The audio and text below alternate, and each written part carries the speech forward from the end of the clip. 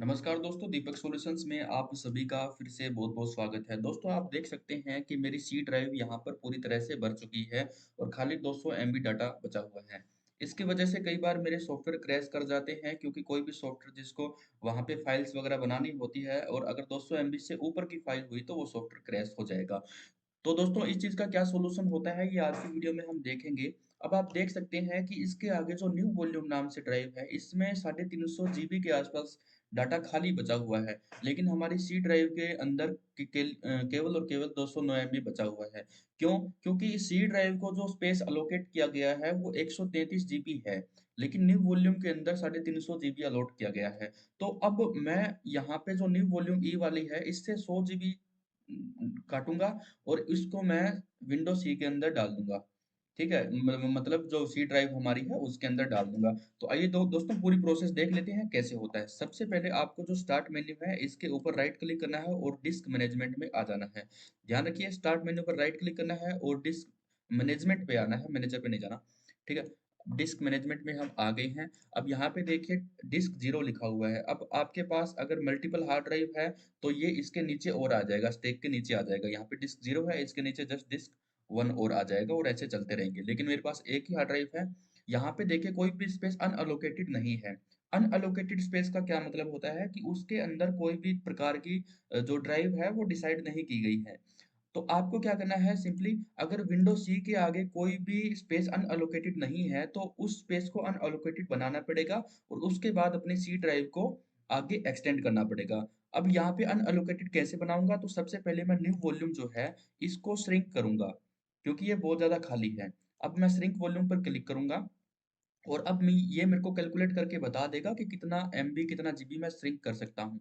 तो यहाँ पे देखिए 337 जीबी मैं श्रिंक कर सकता हूँ। अब इसमें से मेरे को 100 जीबी ही श्रिंक करना है, बाकी मेरे को श्रिंक नहीं करना है। ठीक है? तो अब मैं क्या करूँगा, यहाँ पे मैं अब सबसे पहले तो आपको एमबी में लिखना है। यहाँ पे तो 100 जीबी इंटू एमबी होता है आई थिंक 1 लाख और 2400। ठीक है? 1,24,000 होता है। 1,24,000 एमबी में 100 जीबी हो जाता है क्योंकि 1024 एमबी में 1 जीबी होता है हमारा। तो अब मैं श्रिंक पे क्लिक करूंगा ना, तो जस्ट इसके आगे एक नई ड्राइव बन जाएगी अनअलोकेटेड नाम से। हाँ, ड्राइव नहीं बनेगी, ड्राइव उसको बनाना पड़ेगा। जो हमारा स्पेस मिला है उस स्पेस की बदौलत हमें ड्राइव बनाना पड़ेगा। ठीक है? ठीक है, ये देखिए 100 जीबी अनअलोकेटेड आ गया। अब इसके ऊपर मैं क्लिक करूंगा और इसको एक ड्राइव बना दूंगा। तो न्यू सिंपल वॉल्यूम पर मैंने क्लिक किया, नेक्स्ट किया और अब कंप्लीट में से मैं ड्राइव बनाता हूँ और इसका मैं नाम जैसे डी धर दिया मैंने और नेक्स्ट किया, नेक्स्ट किया, नेक्स्ट किया और अब हमारी ये ड्राइव बन गई है और ड्राइव बनने के बाद एक बार ये फॉर्मेट होगी। अब मैं आपको दिखाता हूँ। अब जब आप देखेंगे तो देखिए क्या मजेदार चीज हुई है। यहाँ पर 100 जीबी की ड्राइव बन गई है हमारी। ठीक है? न्यू वॉल्यूम डी देख रहे हो, पूरी 100 जीबी की है। ठीक है?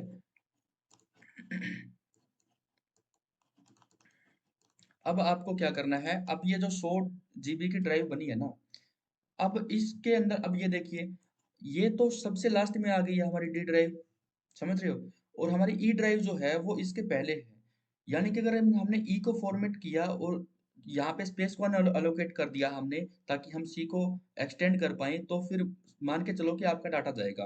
तो सबसे पहले आपको क्या करना है, जो हमारी हमने जो नई बनाई है डाटा उसके अंदर रखना है। कैसे रखेंगे? इसमें जाएंगे और जितना भी डाटा है 2 ढाई जीबी का, इसको हम यहाँ पे कॉपी करेंगे और फिर इसको यहाँ पे डी के अंदर पेस्ट कर देंगे। अब ये धीरे धीरे डाटा हमारा इसके अंदर पेस्ट हो जाएगा। वीडियो को एक बार मैं क्लोज कर लेता हूँ। तो दोस्तों मेरा जो डाटा है वो सक्सेसफुली पूरी तरह से कॉपी हो चुका है। एक बार मैं आपको दिखा देता हूँ। ये देखिए डी वॉल्यूम के अंदर आ गया है। एक मिनट। ठीक है? तो यहाँ पे एक बार मैं वेरीफाई कर लेता हूँ कि पूरा डाटा मेरा आया है कि नहीं आया। ठीक है? आई थिंक पूरा डाटा आ गया है। आपको ध्यान रखना है, डाटा जब भी आप कॉपी कर रहे हो तो उसको वेरीफाई जरूर कर लीजिएगा, क्योंकि अगर यहाँ से डाटा गया ना तो फिर ऐसे मान के चलो कि डाटा परमानेंट ही गया आपका। उसका फिर दोबारा कोई इलाज नहीं होता है। ठीक है? तो जैसे यहाँ पे डी ड्राइव के अंदर मेरा डाटा आ गया, तो अब जो ई ड्राइव है ना, इसको डिलीट कर देना है। अब देखो यहाँ पे जो न्यू वॉल्यूम ई है, इसके ऊपर मैं राइट क्लिक करूंगा और इसको डिलीट वॉल्यूम कर दूंगा। अब एक बात यहाँ पर ध्यान से सुनो, ये जो डी वॉल्यूम है ना, सॉरी ई वॉल्यूम है ना, यहाँ पे मैं डिलीट कर रहा हूँ और डिलीट और फॉर्मेट दोनों का ऑप्शन आ रहा है। हो सकता है कि आप वाले में ना आए। कौन सी में नहीं आएगा, एक बार दिखा देता हूँ। इसको बड़ा करना पड़ेगा। ये जो नीचे हेल्दी बूट पेज फाइल लिखा हो ना, पेज क्रैश डंप, तो ये पेज फाइल जिसमें भी लिखा होगा ना, उसके ऊपर ये डिलीट का ऑप्शन नहीं आएगा। अब मैं आप सी के दिखा देता हूँ, ये देखो यहाँ पे डिलीट और फॉर्मेट का ऑप्शन नहीं आता है।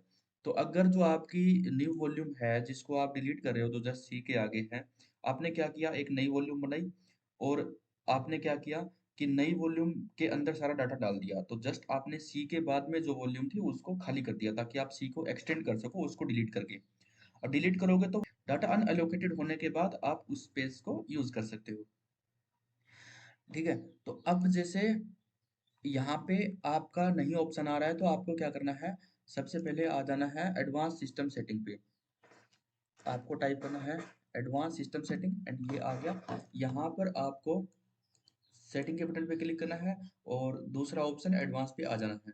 नीचे जो ऑप्शन है चेंज वर्चुअल मेमोरी के अंदर, यहाँ पे चेंज पे क्लिक करना है और यहाँ पे ऊपर ऑटोमेटिक लिखा हुआ है, इसको अनचेक करेंगे आप। और सबसे पहले देखिए विंडोज सी के अंदर यहाँ पे सिस्टम मैनेज लिखा है, इसको नो पेजिंग फाइल कर देना है और दूसरे जिसको भी आप करना चाहते हैं किसी भी दूसरे के अंदर डाल दीजिए और उसको सिस्टम पेजिंग कर देना है। ठीक है, वो ऑटोमेटिकली हो जाएगा।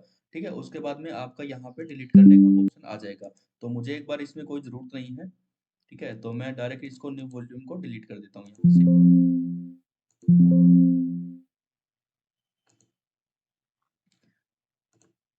देखिए ये डाटा अनएलोकेटेड हो गया है।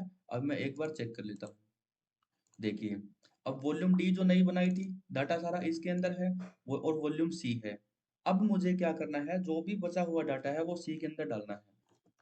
अब यहाँ पे उन लोगों के लिए वीडियो स्टॉप हो जाती है जिनके सिस्टम में यहाँ पर विंडो सी के बाद ये हेल्दी रिकवरी वाला ऑप्शन नहीं है। अब देखिए अगर आपके सामने ये आ जाए हेल्दी रिकवरी, तो आपको जो विंडो सी है उसको एक्सटेंड करने का ऑप्शन नहीं मिलेगा। क्यों? क्योंकि इसके जस्ट सामने अनअलोकेटेड स्पेस होना चाहिए, लेकिन यहाँ पे हेल्दी रिकवरी वाला ये जो 670 एमबी स्पेस है ये यहाँ पे है। ठीक है, अगर विंडो सी के आगे ये डायरेक्ट 241 अनअलोकेटेड होता, तो फिर ये हेल्दी, मतलब अगर ये होता तो फिर विंडो सी को हम एक्सटेंड कर पाते। तो सबसे पहले हमें जो ये हेल्दी रिकवरी वाला है इसको चेंज करना पड़ेगा।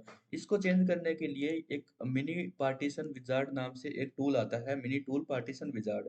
आपको इसको देखना है, आपको गूगल पे सर्च करना है और पहला जो लिंक आएगा इसके ऊपर क्लिक कर देना है और यहाँ पर डाउनलोड नाउ के बटन पर आपको क्लिक कर देना है और फिर यहाँ पे डाउनलोड अनवेरिफाइड फाइल पे कर देना है और ऐसे ये सॉफ्टवेयर डाउनलोड हो जाएगा। बहुत ही छोटा सॉफ्टवेयर है, 3 MB के लगभग साइज है इसका। एक बार इसको इंस्टॉल कर लेते हैं। ठीक है, कंटिन्यू इंस्टॉलिंग फ्री एडिशन और फ्री एडिशन पे क्लिक करके नेक्स्ट कर देना है और फिर दोबारा नेक्स्ट कर देना है and next next next next किया और फिर ये टूल हमारा हो गया। अब इस टूल को हमें इंस्टॉल क्यों करना है, अब ये टूल देखो मैंने इंस्टॉल करके स्टार्ट कर लिया। इस टूल को इंस्टॉल इसलिए करना है क्योंकि जो ये हेल्दी रिकवरी वाला जो पार्टीशन होता है, इसको मैनेज करने का ऑप्शन खाली इसी टूल के अंदर होता है और आपको कहीं नहीं मिलेगा। ठीक है, तो एक बार हमने इस टूल को खोल लिया है।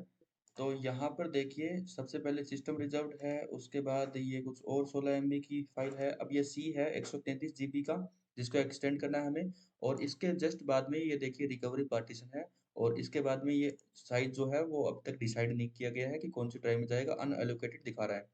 तो ये रिकवरी पार्टीशन जो है 670 MB का, हमें इसका कुछ करना है।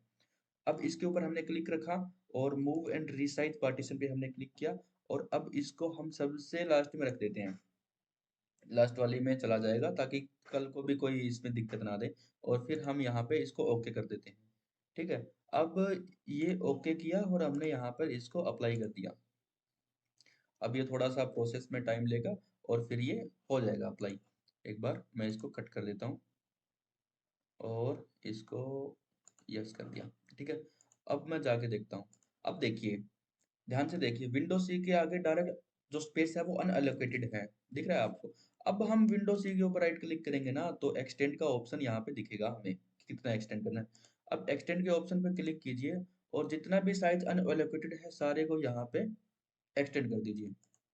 नेक्स्ट नेक्स्ट कीजिए और फिनिश कीजिए।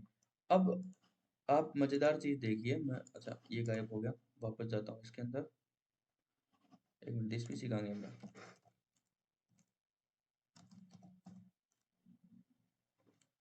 There is no this PC, what happened?